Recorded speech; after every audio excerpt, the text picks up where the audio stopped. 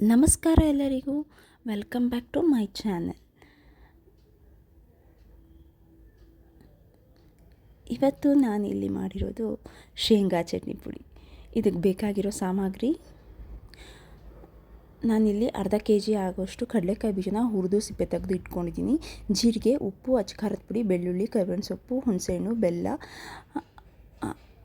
ನಂತರ ಒಂದು ಬಾಣಲಿ ಇಟ್ಕೊಂಡು 1 ಟೇಬಲ್ ಸ್ಪೂನ್ ಎಣ್ಣೆ ಹಾಕ್ಕೊಂಡು ಫಸ್ಟು ಜೀರಿಗೆ ಹಾಗೂ ಬೆಳ್ಳುಳ್ಳಿ ಸ್ವಲ್ಪ ಕೆಂಪಗಾಗೋವರೆಗೂ ಹುರ್ಕೋಬೇಕು. ನಂತರ ಕರಿಬೇವಿನ ಸೊಪ್ಪು, ಕೊತ್ತಂಬರಿ ಸೊಪ್ಪು, ಹುಣಸೆಹಣ್ಣು ಹಾಕ್ಕೊಂಡು ಚೆನ್ನಾಗಿ ಬಾಡಿಸ್ಕೋಬೇಕಾಗುತ್ತೆ. ಕರಿಬೇವಿನ ಸೊಪ್ಪು ಇಲ್ಲಿ ಗರಿ ಆಗೋವರೆಗೂ ನಾವು ಬಾಡಿಸ್ಕೋಬೇಕಾಗುತ್ತೆ. ನಂತರ ಇದೆಲ್ಲ ತಣ್ಣಗಾದ್ಮೇಲೆ ಫಸ್ಟು ನಾವಿಲ್ಲಿ ಏನು ಒಗ್ಗರಣೆಗೆ ಹಾಕ್ಕೊಂಡಿದ್ದೀವಿ ಅದನ್ನೆಲ್ಲ ಹಾಕ್ಕೊಂಡು ಉಪ್ಪು, ಖಾರ, ಹುಣಸೆಹಣ್ಣು, ಬೆಲ್ಲ ಎಲ್ಲ ಸೇರಿಸ್ಕೊಂಡು ಫಸ್ಟು ನೈಸಾಗಿ ಪುಡಿ ಮಾಡ್ಕೊಂಬಿಡ್ಬೇಕು.